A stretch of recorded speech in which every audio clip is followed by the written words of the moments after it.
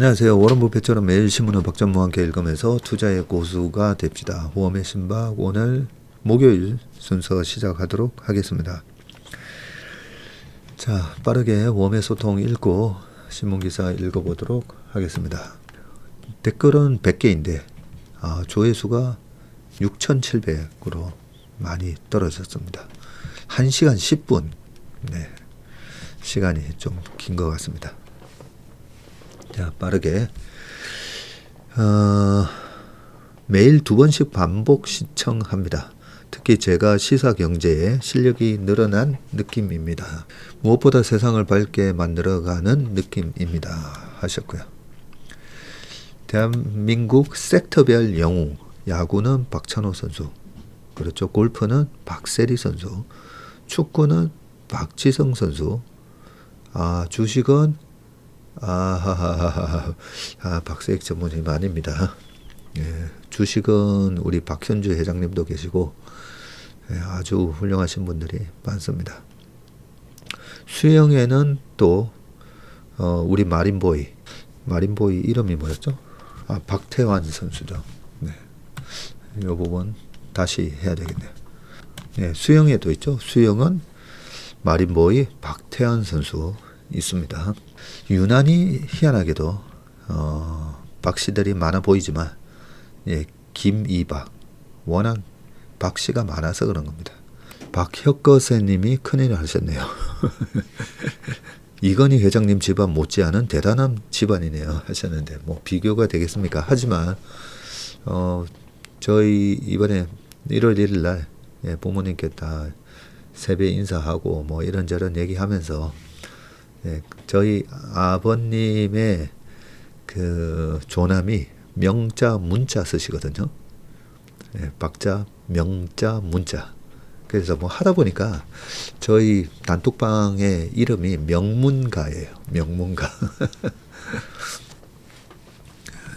근데 우리가 뭔가를 개념 설정을 어떻게 하는가가 저는 참 중요하다는 생각이 듭니다. 어제도 마인드 컨트롤 얘기하면서 마인드셋이라고 하잖아요. 내 마음을 어떻게 세팅하느냐. 이 마인드셋이 되게 중요한데 우리 스스로 명문가다. 그러면 명문가가 된다라고 저는 생각합니다. 우리가 주식 투자할 때도 제일 중요한 게 나는 어떻게든 이 주식 바닥에서 돈을 벌고 경제적 자유를 이룰 거야. 그 마인드셋이 되게 중요하거든요.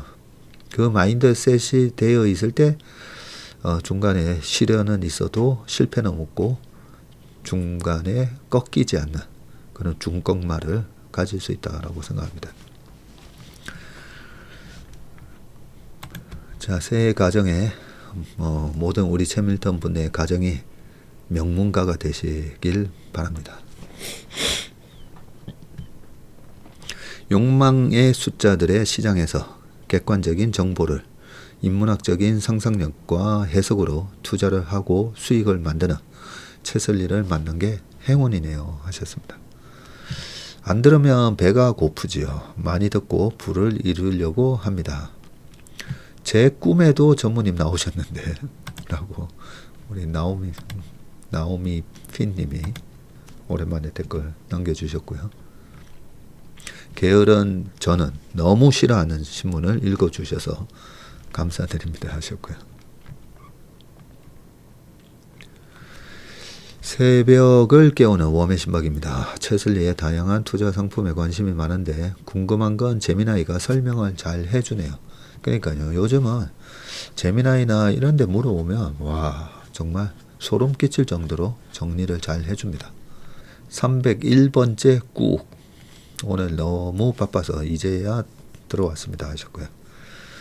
멤버십 5회차 전무님 나오시는 방송 챙겨본 지는 6년차 됩니다.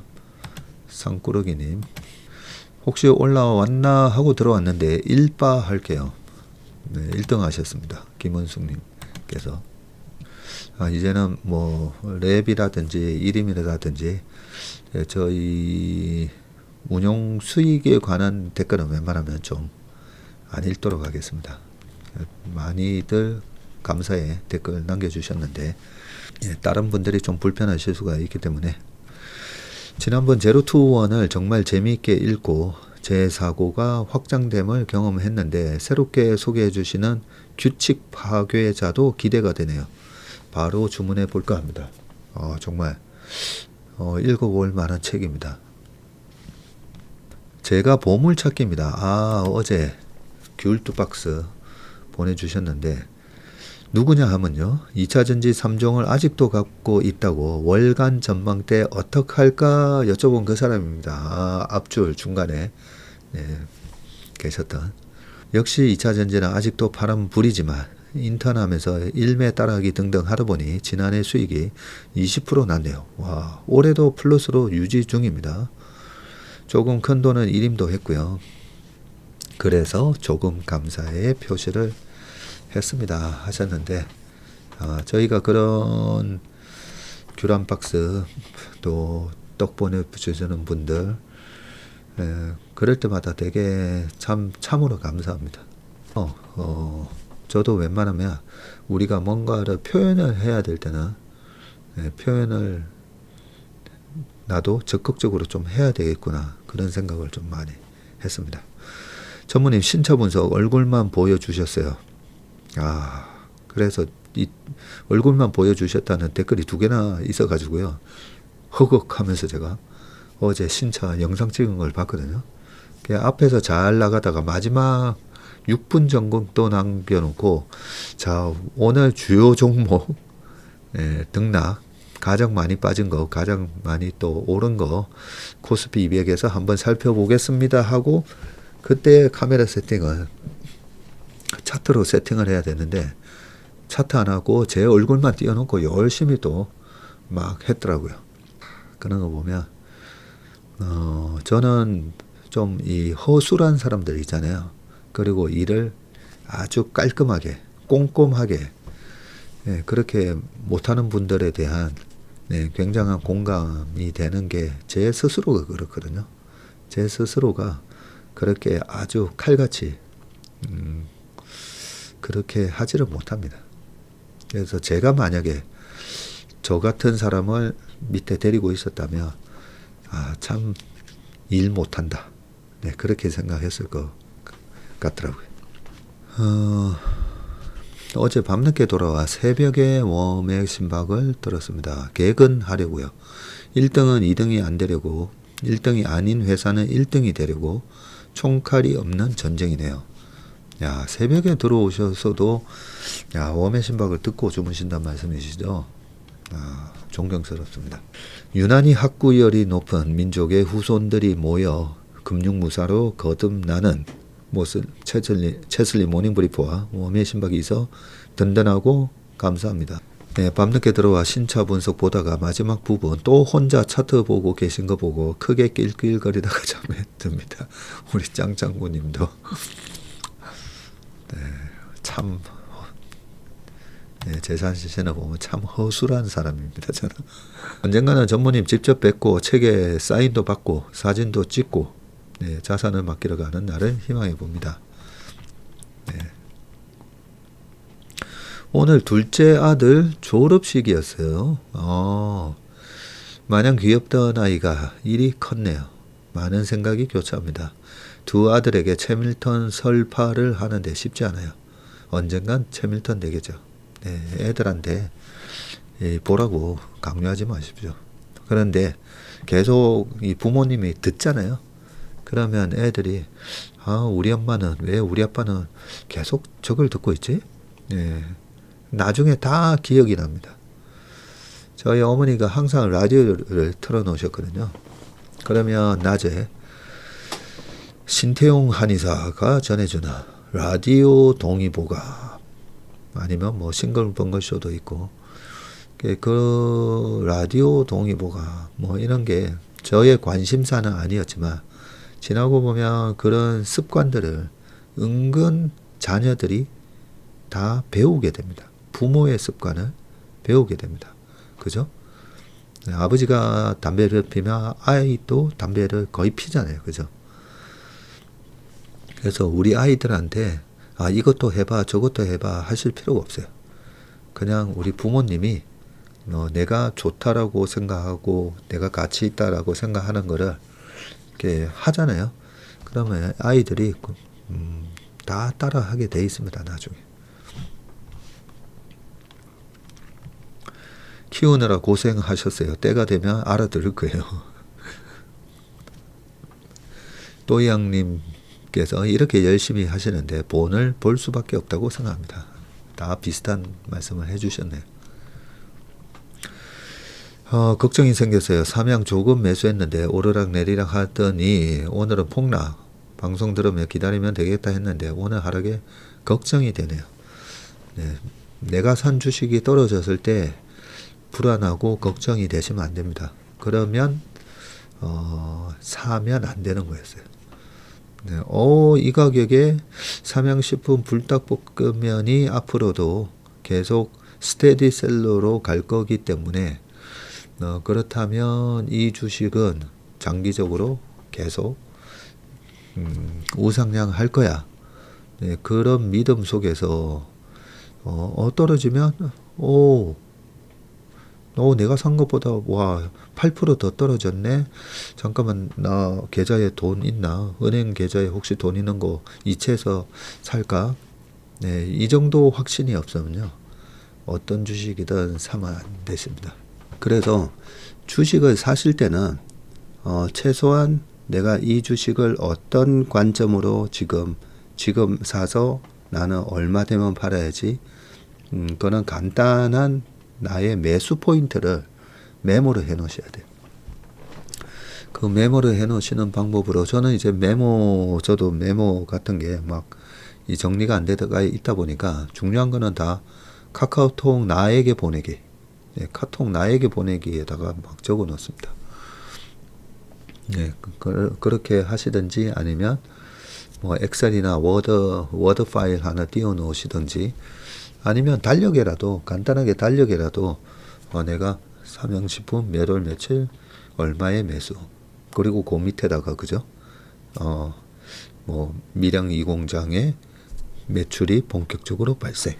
앞으로 EPS 증가율이 얼마기 때문에 지금 PER 지금은 한 15배까지 떨어지지 않았습니까? 이랬을 때 이 회사 주식은 1년 안에 얼마까지 업사이드 30% 뭐 그런 식으로 하여튼 적어 놓으시는 게 좋습니다. 오늘은 신기한 차트 분석 안 되고 신기한 전문의 얼굴 분석으로 보았습니다. 아이고. 최슬리 덕분에 엔비디아로 10배거 달성을 했는데 일부라도 매도를 언제 어떤 이유로 해야 후회하지 않을까 너무 고민 중이었는데요. 마침 리아 계좌 기사 다뤄주시면서 코멘트 주셔서 진심으로 감사합니다. 네, 어제 리아 계좌로 보면 일단 5천만 원까지 면세를 해주니까 그죠? 일단 5천만 원 정도 이내에서는 파는 게 맞죠, 그죠? 팔아놓고 왜냐면 그 세금 감면되는 것만큼 주가가 더 올라도 나 어차피 세금으로 수익을 봤으니까 네, 그렇게 마음 편하게 생각하시면 되니까요. 닉네임 내 종목에 10배거 나와라로 활동 중인 인턴이야. 우리 쉘님이 인턴 내 종목에 10배거 나와라 그분이셨군요. 이제는 나왔다로 바꾸어야 하나 고민 중이기도 합니다. 부산 내려가는 기차에서 듣고 있습니다. 회사의 이름하고 마음 편히 살고 있습니다. 6% 랩 가입했는데 한 달 만에 10% 달성해서 돌려주네요. 운이 좋으신 거예요. 갭 상승을 하면서 원래는 6% 돌파하면 그죠? 주식 매도해서 확정 수익 6%로 목표 전환형으로 이제 청산이 되는데 갭 상승해서 뭐 10%로 떠서 시작을 해서 주식을 팔게 되면 약간의 복불복이었는데 운이 좋으십니다. 저는 인턴하고 있는데 이번에 수능 치른 아들도 제대로 투자 교육시키고 싶어서 투자의 정석 기초편 신청했어요. 2월까지 전 강의 1회 신청하게 하고 제가 질문도 받으면서 같이 공부해 주려고요. 유해독하고 경제책 10권 읽으면 보상 선물로 시드머니 주기로 약속했어요. 전문의 강의 듣고 성장할 아들이 기대됩니다. 야, 수능 치르고 우리 아이들이 뭐 18살, 19살 때부터 주식을 시작하게 되면 네, 그것만큼 또 축복이 없는 거죠. 제대로 된 방법으로 주식을 투자했을 때 시계로 할아버지도 마찬가지잖아요. 일찍 시작하셔서 연평균 8%의 수익률로 지금 거의 200억 버신 거잖아요. 우리가 오래 살아야 되는데 오래 사는 것보다 빨리 조금이라도 젊었을 때 시작을 하는 게 좋습니다. 그죠? 오래 사는 거는 운명이잖아요. 운명. 내가 오래 살고 싶다고 내 마음대로 오래 살아집니까? 아니지 않습니까? 그죠? 요즘 계좌 보고 가슴 두근두근 합니다. 삼전, 현대, 모비스 기다리고 기다린 끝에 얻은 기회를 날려버릴까봐 무서워요. 매일 듣고 있습니다. 매도 힌트 좀 가르쳐 주세요. 저희도 모릅니다. 이 주식을 어느 정도 어깨다 싶을 때 팔았는데 그게 최고점일 수도 있고 그죠? 이것도 마찬가지로 내가 처음에 세웠던 목표가 없어서 그렇거든요. 이 주식을 사서 나는 어떻게 할 거다. 그 목표가 있어야 되는데 나는 어떤 목표를 갖고 이 주식들을 샀을까 한번 생각해 보시면 좋을 것 같습니다. 상품 가입하고 싶은데 어떻게 가입하는지 알려주시면 감사하겠어요. 랩은 채슬리 방문해서 가입하는 건가요? 아닙니다. 랩은요, 저희 회사에 방문해서 하는 거는 일임 계약. 지금 가지고 계신 그 계좌를 저희가 그대로 매수 매도만 하는 게 일임 계약이고요. 그리고 랩은 3천만 원 이상 또는 뭐 삼성증권은 1억 이상이고요. 또 어디 증권은 5천만 원 이상. 그런데 3억이 안 되시는 분들이 가입을 하실 수가 있고 그거는 증권사 가서 하셔야 됩니다.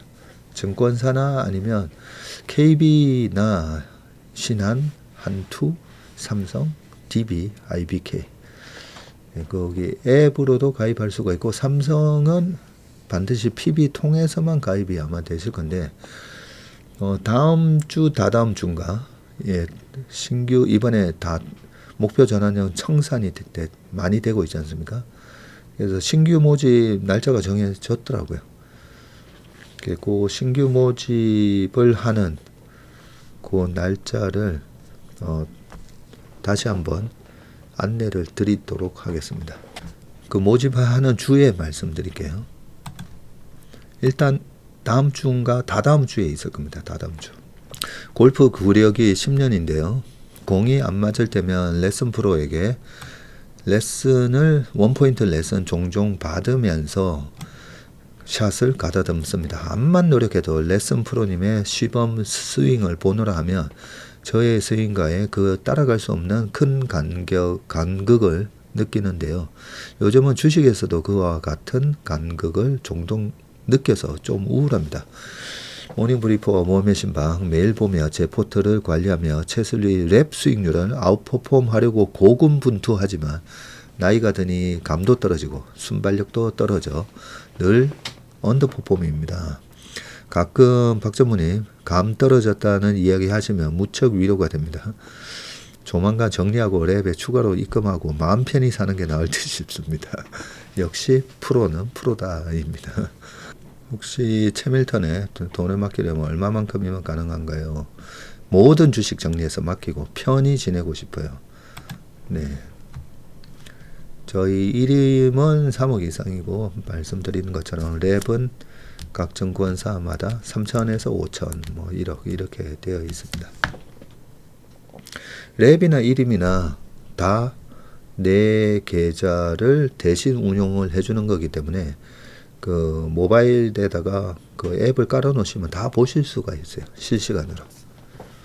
네, 그런데 요즘 사칭 피해 사례를 보면 돈을 내 계좌가 아니라 내가 만든 계좌, 내 이름으로 분명히 만든 계좌여야만 됩니다. 그게 아니라 뭐 어디 보내라고, 뭐 가상화폐 뭘 한다, 해외 증권 뭘 한다 하면서 네, 막 돈을 보내라고 하잖아요. 절대 보내시면 안 됩니다. 네. 반드시 증권사에 내 이름으로 개설한 계좌에다가 증권사와 저희랑 계약을 맺은 일임 계좌 또는 증권사에서 개설되어 있는 공식적인 랩 상품에만 가입하셔야 됩니다. 오늘 언급하신 전무후무한 부채 문제도 그렇고 요즘 더더욱 강화되는 초강대국 미국 대통령의 돈과 힘에 의한 정치논리 플러스 AI와 로보틱스 발전으로 인해 앞으로 닥쳐올 미래가 겁이 나기도 합니다. 당장은 어찌저찌 가까운 미래를 예측 방어하며 가고 있지만 그 이후에 어떤 식으로 미래가 전개될지, 특히 우리 아이들이 살아갈 멀지 않은 미래는 어떻게 될지 그려보면 설렘보다는 걱정이 더욱 되는 요즘입니다. 이 또한 지나갈 괜한 기후일까요? 하셨는데요. 여기서 제가 재미난 거 하나 보여드리겠습니다. 자, 오도령 인형도 나왔고요. 네. 나의 인생 장태양봉. 나의 인생 장태양봉 박전무 인형도 나왔습니다. 여기 보면 체슬리 스토어라고 되어 있고요. 웜의 신박 지금 고정 댓글 보시면 나올 겁니다. 그래서 제가 우리 김유영 대리가 참 잘 만들었구나. 뭐라고 되어 있냐면요. 박세익 전무 장태양봉 키링 인형입니다. 키링 인형. 부가가치세 포함해서 27,500원 되어 있네요. 배송비가 아마 3,000원 들어가나 봅니다. 여기 보니까. 그래서 제가 쭉 봤거든요. 여기 보시면 박전무 인형 키링인데 투자는 세상을 긍정적으로 보는 사람들의 축제다. 그래서 제가 우리 김용 대리를 칭찬을 많이 했습니다. 저는 여기다가 메시지를 나의 인생 장태양봉 요걸 꼭 넣어달라고 했었거든요. 그래서 우리가 아까 마인드셋 말씀드렸잖아요. 결국 내 인생도 내 계좌도 결국은 양봉, 그것도 장태양봉 될 거다. 그 믿음이 중요한데 지치지 않는 투자 멘탈. 당신 책상 위 수익 수호신 박세익이네요. 네, 약간 좀 오버한 그런 문구이긴 하지만 이해해 주시고요. 네, 이렇게 가방으로 달고 다닐 수 있다라고 되어 있는데, 예, 뒤에는 이렇게 또 박전무라고 이렇게 표시를 해놨습니다. 이렇게 가방에 달고 다닐 수 있게. 요 얘기 하려고 한 게 아니라 중요한 거는 투자는 세상을 긍정적으로 보는 사람들의 축제다인 거죠. 그리고 나는 박전무 인형 관심 없고 나는 오도령 인형이 좀 필요한데 여기 있습니다. 오도령 인형 키링. 내일은 양봉일까 음봉일까 오대리의 촉을 빌려보세요. 이것도 되게 재밌게 만들었잖아요. 오우석 대리. 네. 신들린 예측과 함께 하세요. 네. 이렇게 달고 다닐 수도 있고 재밌습니다. 거시경제는 전문인께 내일 봉색깔은 오대리에게 차트는 거짓말하네요. 구독자 여러분 감사합니다. 새해 복 많이 받으세요. 이렇게 돼 있는데 네, 오대리가 약간 시크하거든요. 시크해가지고 보면 표정이 좀 웃겨야 웃습니다. 아니면 표정 잘 안 웃습니다. 네, 제가 좀 이 더티마우스라고 좀 약 올리기도 하고 해야 조금 웃어 줍니다.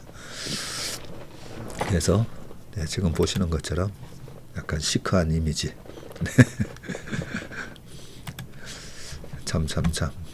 이거 말씀드리려고 한 게 아니라 방금 말씀드린 것처럼 세상을 바라보는 이 긍정적인 결국은 우리 아이들의 세상이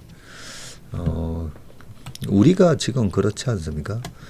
그 일제 시대를 겪었고 그러고 나서 남북전쟁이 아니라 한국전쟁 바뀌었고 세상에서 가장 못 사는 나라에서 지금 대한민국 5천년 역사 중에 가장 전 세계인들이 부러워할 그런 나라가 돼 있잖아요. 그래서 여러 가지 이 기술 변화라든지 이런 걸로 야 우리 아이들이 나중에 살아갈 세상은 괜찮을까? 네, 지금보다 더 나아질 겁니다. 투자일기 5일차 최슬릴의 사상코 시장 오늘의 결과입니다. 시장보다 잘하셨네요. 그래도 숲보다 나무만 보고 산 종목들을 싹 정리해 현금 만들었습니다. 앞으로 매수할 때 정말 신중해야겠다는 다짐을 했습니다. 현금은 내일 혹시 변동성이 나오면 쓸 계획입니다. 하셨습니다. 자, 또 웜의 소통 막 재밌게 읽다 보니까 시간이 너무 지났습니다. 수익금 좀 일부 빼서 카니발 중고 사셨다고 하셨는데 잘하셨습니다. 네. 주식으로 번 돈을 빼서 가치 있는 일에 쓰시면 좋을 것 같습니다.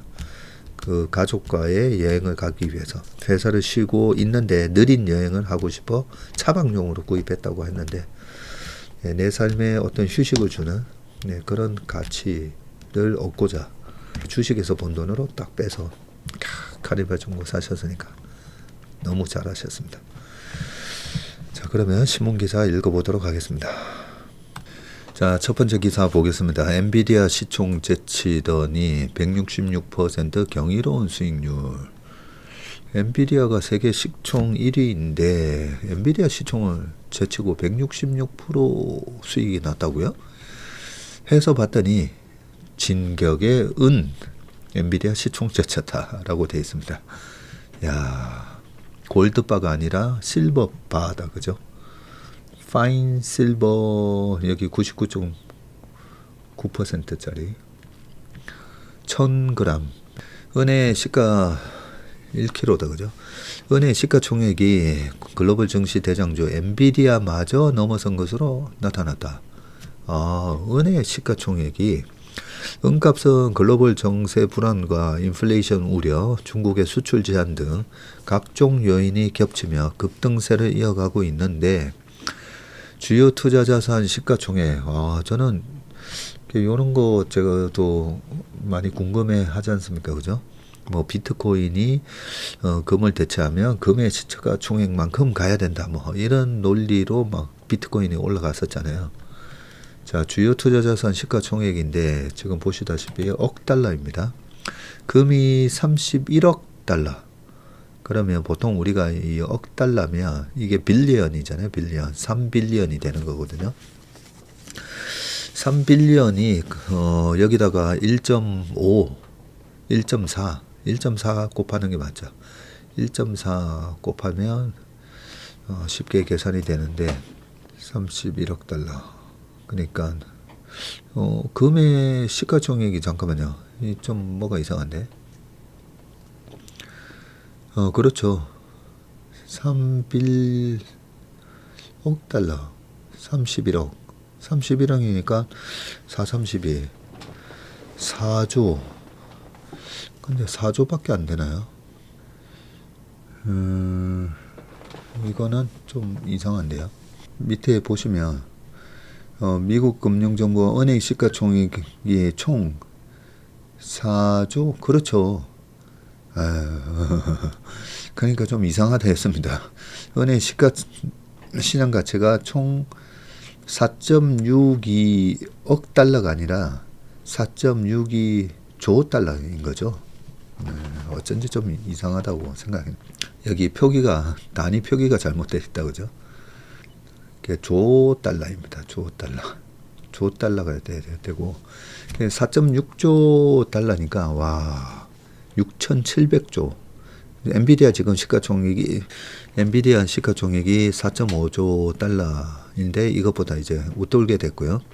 시중에 유통되는 은의 추정량이 175만 톤. 그리고 뉴욕 상품 거래소의 거래 가격 트로이 온스당 81달러를 그렇게 계산을 해보면 이 시총이 나오는군요.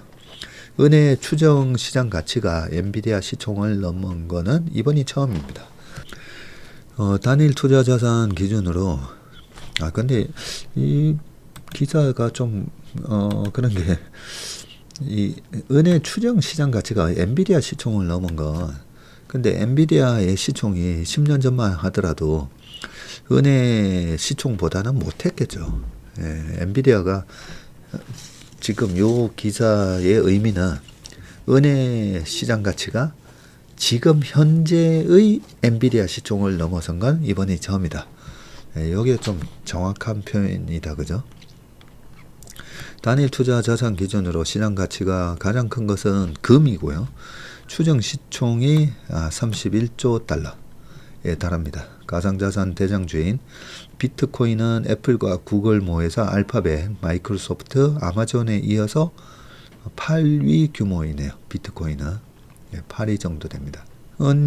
현물 가격은 지난해부터 165.9%나 뛰었고 주요 원자재 중에서 비교 대상이 없을 정도인데, 최대 수요처이자 2위 생산국인 중국이 은 수출을 허가제로 전환하자 투기적 매수까지 붙었다는 분석이 나오고, 미국이 마두로 베네수엘라 정권을 추출해서 국제 정세가 불안해진 점도 은을 포함한 귀금속 랠리에 영향을 미쳤다는 평가입니다. 투자은행 IB 일각에서는 은값이 지금보다 3배 이상 상승할 여지가 있다고 보고 있는데, 마이클 위드머 뱅크 오브 아메리카 애널리스트는 현재 은값은 금의 60분의 1 수준에서 거래되는데 과거 사례와 비교해보면 높지 않은 편이라면서 1980년대 은값이 14분의 1로 올랐던 걸 고려하면 트로이온스당 300달러대 가격도 가능하다. 그러니까요. 제가 지금 뒤늦게 은 투자하시는 거에 대해서는 약간 부정적으로 말씀드렸잖아요. 항상 금값이 많이 올랐을 때 나중에 은으로 들어가 보면 떨어질 때 은값이 또 훨씬 더 많이 떨어집니다. 네, 그런 떨어질 때의 가능성을 대해서 말씀을 드렸는데 계속 올랐습니다. 그래서 어떤 분이 야, 니는 은에 대해서도 잘못 맞췄는데 하면서 그런 댓글도 써 놓으시기는 했었지만, 아까 주식도 그렇고 그죠? 결국은 내가 수익을 얼마를 내고 팔 건데 거기에 대해서는 이제 이는 원자재는 이 밸류에이션이라는 게 좀 어렵다 보니까 원자재도 그렇고 코인도 그렇고 저는 이쪽은 잘 몰라서 잘 투자 못 하겠더라고요. 대신에 변동성이 되게 크잖아요. 은의 변동성이 금보다는 훨씬 더 이제 크다라는 점에서 약간 부정적인 부분을 말씀드렸고요. 어쨌든 많이 올랐습니다. 많이 올랐는데 하나 반성을 해보면 1980년대에 최근에 금리를 올릴 때 장이 빠졌고 금리를 내릴 때 오히려 장이 올랐는데, 그런 케이스는 최근 25년하고는 안 맞죠. 최근 25년 동안에는 금리를 올릴 때 장이 올랐고 금리를 내리고 나서는 장이 빠졌습니다. 2019년째하고는. 그래서 금리를 올릴 때 장이 좋을 겁니다라고 했다가 22년도에 장이 박살이 났었습니다. 그 사례를 다시 1980년대랑 비교해 보니까 지금은 물가를 잡기 위해서 페드가 공격적으로 금리를 올렸었던 80년대 초랑 비슷하구나. 그래서 오히려 금리를 인하하는 시점부터는 또 랠리가 시작이 됐었고, 그렇기 때문에 23년, 24년을 지나면서부터는 80년도 초를 대비하면서 계속 시장 전망을 해봤더니 아구가 잘 맞죠. 레이건 대통령, 그리고 트럼프 대통령, 제롬 파월 의장, 그리고 그때는 폴 볼커, 그리고 당시에는 소련하고 미국의 패권전쟁, 지금은 중국하고의 미국의 패권전쟁. 그 패권전쟁에서 약간 어부지리를 얻었던 나라는 독일하고 일본, 이번에는 어떻게 보면 우리나라. 약간 그런 맥락으로 좀 풀어나가니까 맞았었는데, 은 가격이 이때 당시에 금 가격의 14분의 1까지 올랐던 거는 또 제가 몰랐네요. 오늘 처음 알았습니다. 그럼 80년대의 은 가격이 어떻게 움직였는지 저도 공부를 한번 해보겠습니다. 자, 두 번째 기사, 삼성 파운드리 5년 절치부심, 퀄컴 물량 따내고 TSMC 추격이라고 되어 있는데, 아침 모닝브리프에서도 이 얘기 좀 했었는데요. 자, 세계적 모바일 AP 기업인 미국 퀄컴이 차세대 AP 생산을 삼성전자에 맡기는 방안을 추진하는 것으로 확인이 됐고요. 최대 수조 원에 이르는 파운드리 계약이 성사가 되면 삼성의 아픈 손가락으로 꼽히던 파운드리 사업 정상화에도 속도가 붙습니다. 크리스티아노 아몬 퀄컴 CEO는 라스베가스에서 개막한 CES 현장에서 기자와 만나서 여러 칩 설계 기업 중 삼성전자와 가장 먼저 최신 2나노 공정을 활용한 위탁 생산 논의를 시작했다면서 조만간 상용화를 목표로 설계 작업도 끝낸 상태라고 했고요. 퀄컴이 삼성 파운드리에 2나노 공정을 활용한 AP 생산을 맡기는 계획을 밝힌 건 이번이 처음입니다. 계약이 최종 성사되면 삼성은 22년 이후 끊긴 퀄컴의 최첨단 제품 생산을 5년 만에 재개하고요. 퀄컴은 21년까지 삼성 파운드리에 최첨단 AP 생산을 맡겼지만 이후 대만 TSMC로 거래처를 돌렸습니다. 퀄컴의 까다로운 요구 사항을 삼성이 제대로 맞추지 못했기 때문입니다. 퀄컴이 삼성 파운드리에 다시 눈을 돌린 것은 삼성이 낮은 수율과 발열 등 고질적인 문제를 상당 부분 해결했다고 판단했기 때문인 것으로 알려졌고요. 지난해 7월 삼성이 테슬라로부터 165억 달러, 24조 원에 이르는 차세대 AI 칩, AI6 생산을 수주하는 등 기술 신뢰도가 높아진 것도 영향을 미쳤고요. 퀄컴이 TSMC에만 맡겨온 차세대 칩 생산을 삼성으로 이원화하려는 전략을 세운 것도 한몫했다는 분석이 나옵니다. 업계 관계자는 TSMC에 밀린 삼성이 오히려 2나노 최첨단 공정으로 정면 승부에 나선 게 주요했다면서 테슬라에 이어 퀄컴까지 고객으로 확보하면 더 많은 글로벌 기업 물량을 수주할 수 있을 것이라고 말을 했습니다. 전자와 퀄컴의 관계는 한 단어로 설명하기 힘든데 여러 분야에서 복잡하게 얽혀 있어서이고요. 퀄컴은 삼성전자 모바일 사업부에 스마트폰의 두뇌인 최첨단 애플리케이션 프로세서 EAP를 납품하는 을인데요. 동시에 엑시노스 AP를 개발하는 삼성 시스템 LSI 사업부와는 또 라이벌 관계가 됩니다. 삼성 파운드리 사업부에는 AP 생산 일감을 주는 또 갑이 됩니다. 현 시점에서 삼성은 퀄컴 AP를 대량 구매하지만 퀄컴은 AP 생산을 대만 TSMC에 맡기고 있었고요. 2020년까지는 서로에게 일감을 주고 제품을 사주는 이런 밀월 관계였지만 이듬해부터는 삼성의 첨단 파운드리 공정에서 수율과 성능 문제가 불거지면서 퀄컴의 선택을 받지 못했습니다. 최첨단 2나노 공정으로 승부수를 건 삼성이 퀄컴을 다시 고객사로 맞이하면 파운드리 사업 재건에도 탄력이 붙을 전망입니다. 자, 세계 파운드리 시장 점유율 70일 삼성전자 6.8. 야, 뭐 14, 15 하다가 그죠? 오히려 반토막이 나고 55 하다가 70일이 됐고요. 그 밑에 SMIC, UMC, 글로벌 파운드리 이렇게 합쳐서는 한 13% 하고 있습니다. 13%, 삼성이 7%, 나머지 다 TSMC.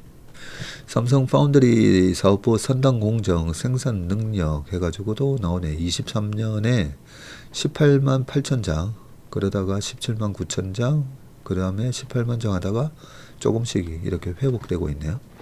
자, 업계에서는 삼성이 퀄컴의 2나노 칩을 수주하며 아픈 손가락이던 파운드리가 정상 궤도로 돌아왔다는 메시지를 시장에 알리는 효과가 있을 것으로 보고 있고요.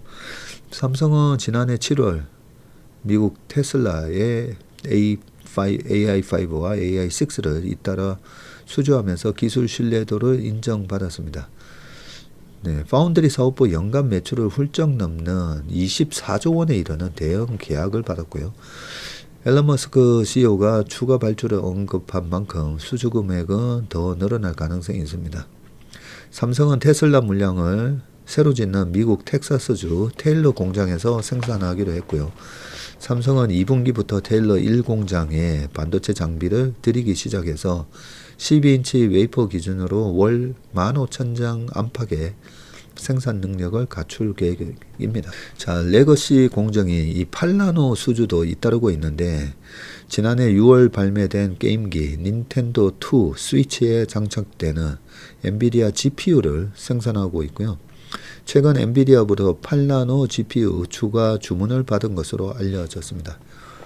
원래 이 GPU가 그래픽 카드로 게임기에 원래 많이 들어갔었던 거기 때문에 이런 수주를 또 받고 있습니다. 삼성은 또 다른 미국 반도체 기업 인텔의 8나노 칩셋 생산도 맡을 것으로 전해졌습니다. AI 붐 덕분에 파운드리 수요가 급격하게 늘어나는 상황에서 업계 1위인 TSMC가 생산 단가를 올리고 있는 만큼 2위인 삼성의 기회가 올 수밖에 없다면서 파운드리도 정상화되면 전영현 부회장의 근원 경쟁력 회복 목표에 한 걸음 더 다가설 것이라고 말했습니다.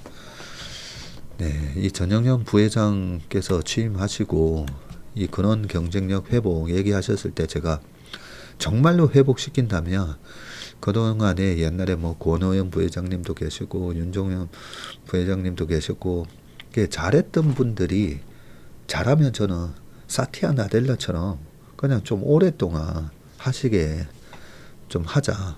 네, 그런 말씀을 한번 드린 적이 있었는데 진짜 삼성을 위기에서 다시 이 경쟁력 회복을 통해서 만약에 다시 재건시킨다면 이 전영현 부회장님 체제로 좀 계속 가도 되지 않나, 네, 그런 생각을 해봅니다. 그리고 예전에 삼성전자가 6만원, 뭐 6만 5천원 밑으로 떨어졌을 때 삼성전자에서 이 파운드리 부분, 이 TSMC가 그때 당시에 얼마였었죠? 1500조 뭐 이래 1000조 넘어갔을 때 TSMC의 시장 점유율이 60%이면 그러면 10%당 이 시장 점유율 10%당의 시장 가치가 200조? 네, 200조 곱하기 6 하면 1200조 되잖아요. 그죠? 200조 가치가 생기기 때문에 삼성의 이 파운드리가 다시 기술적인 경쟁력을 회복해서 삼성의 파운드리가 15%, 20% 되면 그러면 지금 7%잖아요. 여기서 한 10% 더 해서 17%까지 쭉 올라오면 그러면 전자의 시총이 200조 늘어나는 게 맞는데 지금 아까도 보셨지만 TSMC의 시총이 지금 2,500조인가 뭐 그렇잖아요. 그죠? 아까 여기서 나오죠. 자, 여기 보시면 이 TSMC 시가총액이 1조 6,500억 달러, 2,400조입니다. 2,400조, 그죠? 그러니까 엔비디아의 시장 점유율이 70%인데 7321. 그러니까 한 300조 되는 거죠. 300조. 300조가 좀 넘는다고 보면 되잖아요. 네, 그렇게 보면 300조의 시가총액이 삼성전자가 그만큼 늘어나는 게 맞다. 물론 그래서 영업이익률 얼만데 수율 TSMC만큼 잡을 수 있어? 그만큼 해서 이익 내는 거 맞아? 네, 물론 네, 이걸 수율을 얼마나 잘 잡아서 이익을 얼마나 내느냐, 네, 그 부분이 중요하긴 하겠지만 주식시장은 어쨌든 삼성전자가 이렇게 파운드리 쪽에서도 물량을 따내면서 그렇게 턴어라운드 하는 모습에 대해서는 분명히 긍정적으로 반응을 하면서 삼성전자의 시가총액을 단번에 올려놓고 있습니다. 물론 이제 메모리에서 돈을 잘 벌어서 그런 거긴 하지만 네, 계속 신문기사를 읽어보겠습니다. 잘 먹고 갑니다. 개미들 국장 탈출 역대 최대 12조 팔았다. 가계의 국내 주식 운용 규모가 지난해 3분기 역대 최대 규모로 감소했고요. 코스피 지수가 큰 폭으로 올랐지만 장기 투자보다는 차익 실현에 나서는 모습이고, 반면 해외 주식 운용액은 증가세를 이어갔습니다. 한국은행이 8일 발표한 3분기 자금 순환표에 따르면 가계와 비영리 단체의 여유자금 규모는 전분기 대비해서 58조 원 증가했고요.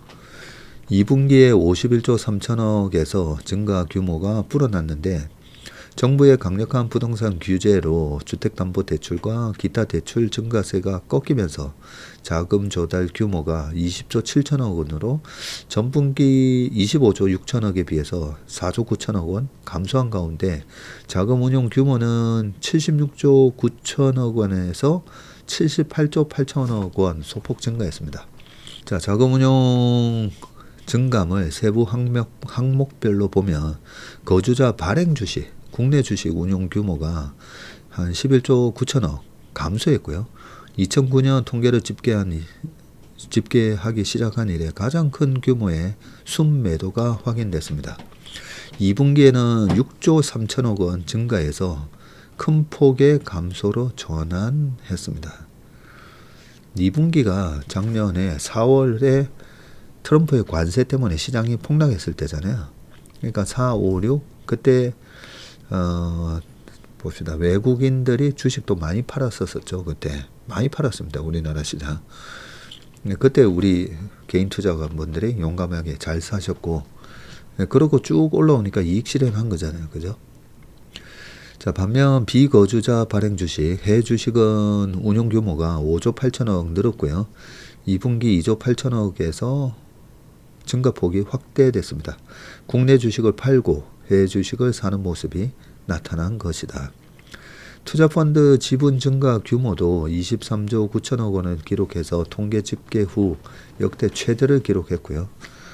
여기에 주식형 채권형 펀드와 ETF 등이 국내에 상장된 ETF 등이 포함됐고, 개별 종목 주식은 팔았지만 ETF 등을 늘린 건데, 다만 국내에 상장됐지만 해외 지수를 추종해서 사실상 해외 투자인 항목이 상당량 있는 것으로 추정이 됩니다.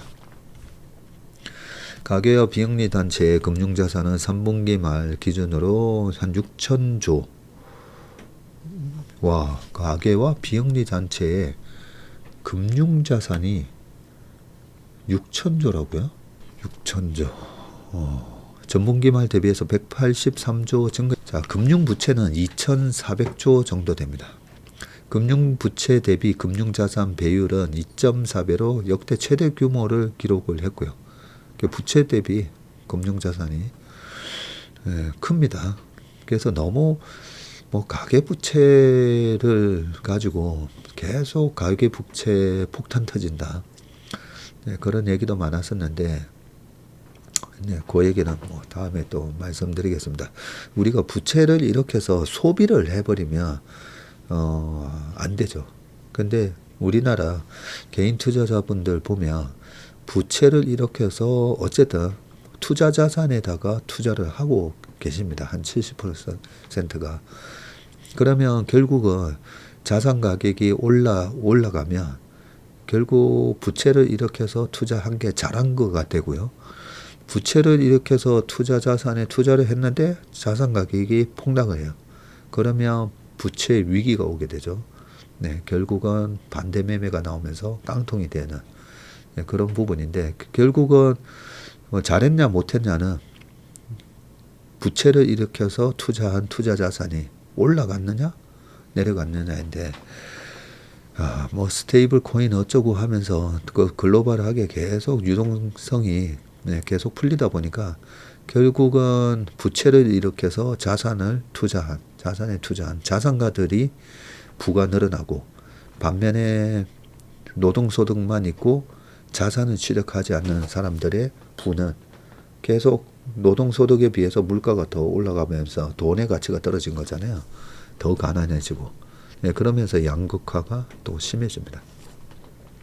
그래서 트럼프 대통령이 만들어준 작년 4월에 관세 폭탄 때 트럼프 대통령이 만들어준 봄맞이 대바겐세일, 거기서 우리가 명품 주식 핵심 우량주를 사셔야 됩니다. 이 얘기를 제가 계속 말씀드리는 이유가 그 재테크의 기본 원칙이라는 거죠. 기본 원칙이 그걸 귀에 못이 박히도록 사실은 외우고 계셔야 됩니다.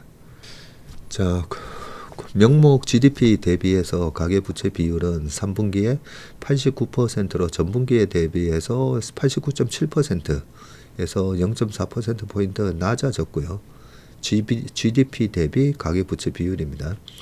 코로나 이전이 2019년 3분기에 88.3% 이후 6년 만에 가장 낮은 수준입니다. 자, 비금융법인 기업인데요.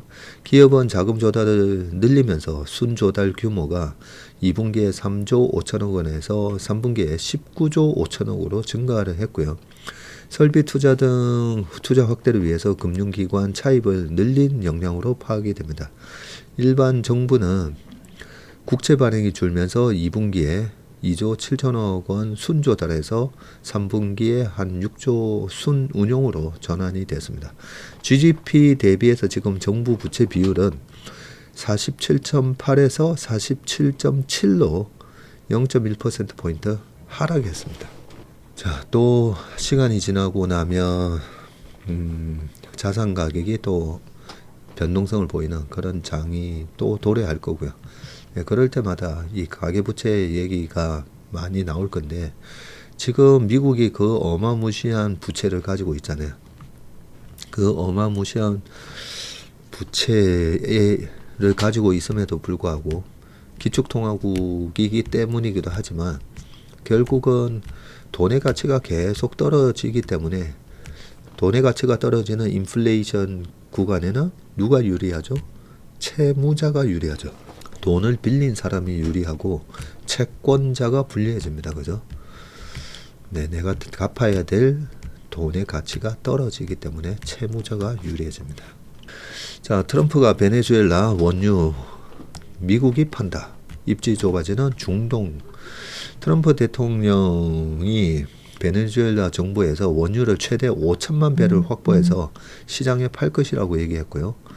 자, 원유별 생산 단가가 나오네요. 중동산 중진류가 20에서 30, 캐나다산이 40에서 50, 미국 셰일이 50에서 70, 베네수엘라의 중진류는 40에서 80.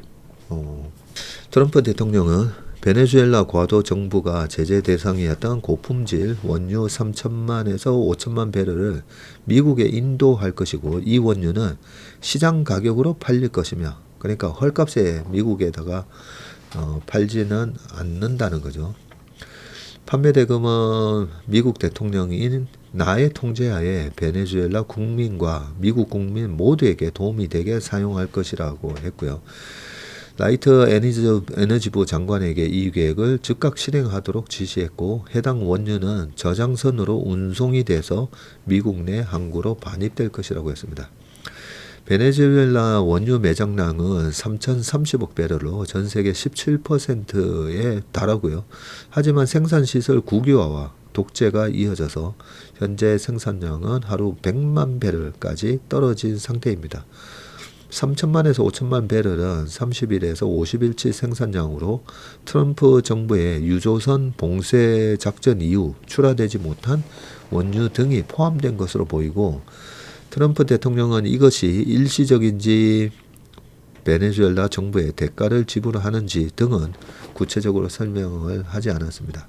미국 정부는 이 원유를 미국 셰일 오일과 혼합해서 판매할 것으로 예상이 되는데 더그 버금 미국 내무장관은 중진류를 경진류와 섞어야 하는데 셰일 오일 덕분에 미국에는 경진류가 넘쳐나고 있고 베네수엘라산 원유 활용은 미국 일자리에도 향후 유가에도 좋은 소식이라고 밝혔습니다. 지금까지 미국은 셰일 오일 상품성을 높이기 위해서 캐나다산 셰일 오일과 중동 두바이유 등 중진류를 주로 혼합을 했는데 앞으로는 이를 베네수엘라산으로 대체할 수 있다는 뜻입니다. 미국의 원유를 수출해온 캐나다와 사우디아라비아 등 중동 국가는 타격이 불가피해졌고요. 특히 미국 석유 수입량의 60%를 차지하는 캐나다 원유 수요는 직격탄을 맞습니다. 오펙과 러시아의 원유 시장 영향력도 줄어듭니다. 트럼프 대통령은 베네수엘라산 원유 생산을 늘려서 유가를 떨어뜨릴 계획인데 미국 내 원유 생산 붐을 일으키겠다고 트럼프 대통령 공약과는 배치가 되고요. 파이낸셜 타임즈는 이 조치로 미국 내 셰일 오일, 가스 기업이 생산을 늘리기 어려운 처지가 될 것이라고 예측을. 베네수엘라 석유의 주요 수출 대상국이던 중국을 견제하려는 의도도 읽히는데 다만 중국의 석유 소비량은 하루에 1130만 배럴 수준으로 베네수엘라산 석유 수입량은 이 중에서 2.6%에 불과해서 히토류처럼 치명타가 되기는 힘듭니다. 자, 관건은 초기 투자 비용인데 트럼프 대통령은 연방 하원 의원들을 만나서 투자를 요청하기 위해 석유 회사를 만나겠다고 했고요.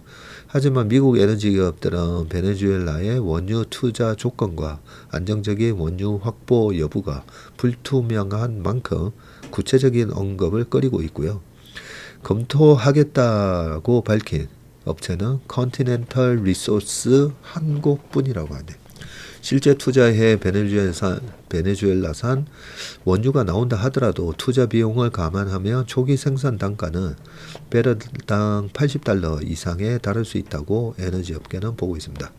이 경우 배럴당 $40에서 $50인 캐나다산 중진류보다 가격 경쟁력이 떨어집니다. 다만 생산 시설이 완전히 복구된 후에는 생산 단가가 캐나다산 중진류보다 낮아질 가능성이 있습니다. 자, 전기차 캐점에 주춤했던 고무 공급 부족에 바닥 다지고 반등이라고 되어 있는데 하도 뭐가 다 올라가니까. 자, 보겠습니다. 자동차 타이어 등에 사용되는 천연고무 가격이 반등 조짐을 보이고 있고 지난해 상반기에 전기차 캐즘 탓에 수요가 줄어서 일시적으로 주춤한 가격이 올해는 공급 부족 때문에 완만한 상승세를 나타낼 것으로 보입니다.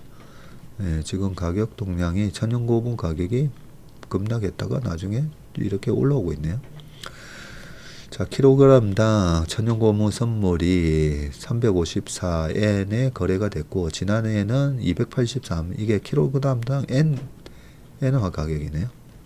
천연고무 가격은 기후변화에 민감한데 세계 최대 천연고무 생산국인 태국에서 악천후가 이어져서 공급이 위축된 것으로 분석이 되고 지난해 초 태국 남부에서 대규모 홍수 탓에 고무 생산량이 32만 톤가량 감소한 데 이어서 지난달 말에도 비슷한 지역에 기록적인 폭우가 쏟아져서 고무 채취 작업에 차질이 생겼습니다. 구조적인 공급 감소 요인도 있는데 태국 고무 농가들이 수익성이 높은 뚜리안이나 팜유로 재배 작물을 전환하면서이고요. 지난해 1분기에서 3분기 태국의 고무 생산량은 전년 동기 대비해서 4.8%나 줄었고 태국 고무 생산량이 신규 재배 면적 감소로 2027년 정점을 찍은 뒤 감소세를 보일 것으로 중국 화타이 증권이 내다봤습니다. 중국 상품 정보 제공업체 선시르스는 지난해 글로벌 고무 생산량이 10년 만에 최저 수준인 0.5%에 그쳤을 것으로 추정을 했고 올해 생산 증가율도 1% 남짓으로 예상했습니다. 다만 올해 천연고무 가격이 큰 폭으로 오르지는 않을 전망인데 중국과 인도의 타이어 교체 수요가 여전히 견조하지만 유럽과 미국의 교체 수요는 적기 때문입니다. 원유 가격 추이도 관건인데 원유 가격이 상승하면 합성 고무 생산 비용이 커져서 또 대체재인 천연고무 수요가 확대될 수 있습니다. 주식시장에서 제일 중요한 단어 대체재, 보완재 이런 단어입니다. 연봉 1억 직장인 주식으로 5천만 원 벌었더니 날벼락 ETF 300조 시대. 네, 아침에 퀴즈로 나갔었는데 그죠? 연봉 1억 원을 받지만 무주택자인 30대 후반 A씨는 주식 투자로 돈을 모으기로 하고 국내에 상장된 해외 투자 ETF를 매수했는데 1년 투자 그때 5천만 원의 차익을 거둔 그는 갑자기 날아든 세금 폭탄에 깜짝 놀랐고요. 국내 운용사가 출시한 ETF였기 때문에 국내 주식과 같은 비과세라고 생각했지만 졸지에 금융소득 종합 과세 대상자가 됐기 때문입니다. 그는 국내 상장 ETF의 세금이 해외 상품보다 무겁다는 게 이해가 안 간다며 고개를 저었는데 이게 ETF 강의에 다 우리 이성준 대표가 다 얘기해 놓은 부분이죠. 국내 ETF 시장 규모가 300조 원을 넘어섰지만 국내 상장 ETF와 해외 상장 ETF를 차별하는 과세 체계 등 제도적 과제가 적지 않다는 지적인데, 자, A씨가 매매 차익 5천만 원에 대해서 납부해야 하는 세금은 1,412만 원에 달하는데요.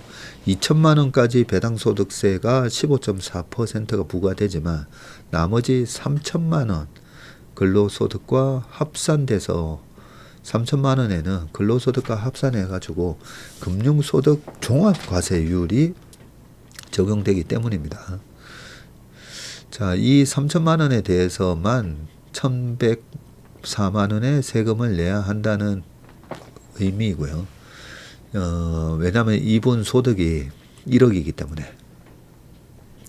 이뿐만 아니라 종합과세 대상자로 분류되기 때문에 향후 절세를 위한 개인종합자산관리계좌 ISA를 개설할 수가 없고, 또 건강보험료 역시 월 20만 원씩 더 납부해야 합니다.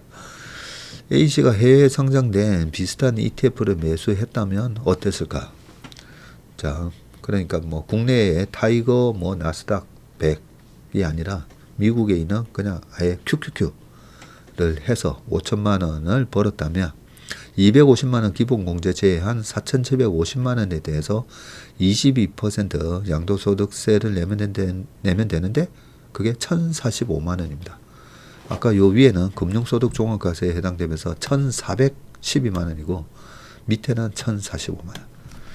자, 세금이 적은 데다가 ISA는 물론 건강보험료 산정에도 영향을 끼치지 않습니다. 미국 주식으로 이렇게 큰 수익을 냈다 해서 ISA 계좌 개설 아무 영향 없고 건강보험료 없습니다. 이러니까 자꾸만 해외 주식 하러 나갈 수밖에 없었던 거죠. 근데 다 미국 주식을 다이렉트로 하는 게 다 또 절세가 되는 거 아닙니다. 자, 게다가 국내 상장 ETF는 배당소득세 부과 대상인데도 올해부터 시행되는 배당소득 분리과세 제도에서 제외가 됐고요. 증권사 관계자는 1990년대 만들어진 이 징벌적 과세 제도로 국내 ETF를 올가매는 것은 해외 ETF의 형평성 차원에서 맞지 않는다고 꼬집었습니다. 자, 해외 주식형 ETF만 문제가 되는 게 아니라 금, 은 등 귀금속, 원유 등 원자재, 국내 주식 중에서는 또 레버리지, 인버스 이거 전부 다 과세 대상입니다. 국내 채권형 ETF 등에서는 2천만 원 이상 이 매매 차익을 내면 전부 금융소득 종합과세 대상이 됩니다. 수익이 커질수록 해외 상장 ETF에 유리해지는 현행 제도가 개인 투자자를 해외로 떠밀고 있다는 지적이 나옵니다. 지난해 4분기 서학개미의 해외 주식 순매수 금액은 138억 8,583만 달러, 20조 원이 넘고요. 그 다음에 직전 분기에 뭐 4배 쭉 돼 있습니다. 여기 보면 순매수 기준으로는 이 뱅가드 S&P 500 9 그리고 인베스코 나스닥 100 QQQM 등으로 뭉칫돈이 쏠린 상품이 적지 않고요. 한자서 운송사 관계자는 국내 상장된 해외 주식형 ETF 역시 한국 ETF 생태계에 크게 기여하고 있고요. 기울어진 운동장을 바로잡을 필요가 있다고 말했습니다. ETF 시장의 지속적인 성장과 다양성 확대를 위해서 세제뿐만 아니라 규제를 대폭 풀어야 한다는 게 전문가들 조언이고, 액티브 ETF 상관계수 0.7 이상 규제, 분산 투자 규정 등이 대표적인데, 액티브 ETF의 경우 현행 규정상 편의 종목 중에서 70% 이상이 기초 지수와 똑같이 움직여야 하고요. 운용력 재량이 제한적일 수밖에 없는데 주식형은 10개 종목, 채권형은 3개 종목 이상을 담아야 하는 분산 규제도 다양성과 수익률을 낮춘다는 지적이 많습니다.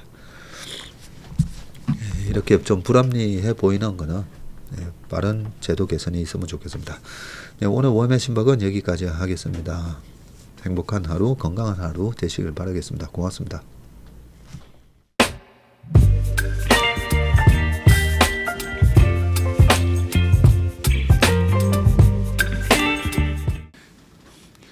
안녕하세요. 채슬리 투자자문의 박세익입니다. 최근 저와 채슬리 이름을 도용해서 투자 사이트라든지 밴드, 텔레그램, 카톡 채널 등에서 이 리딩방으로 유도한 뒤에 금전적인 피해를 입히는 이 사칭 사례가 빈번하게 지금 발생하고 있습니다.